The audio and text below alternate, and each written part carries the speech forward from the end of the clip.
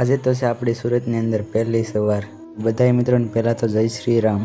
પહેલા દિવસે આવી ગયો છે મસ્તીનો વરસાદ। વરસાદી માહોલના સવારના લોકેશનની વાત કરીએ તો વાત જ કાંક અલગ છે। નીચે આવી ગયા નાસ્તો કરવા, પછી નીકળી ગયા કારખાના તરફ ને પહોંચી ગયા કારખાને। કરી દીધું છે માતાજીનું નામ લઈને કામ કરવાનું ચાલુ ને આ છે આપણો પહેલો દિવસ આ મહિનાનો। ત્યારે આપણે ખેહે રાખીએ, સાંજે જોઈએ છે કેટલા હીરા બને છે। તો આપણે એવડા મોટા કંઈ બોલર કારીગર નથી ભાઈ।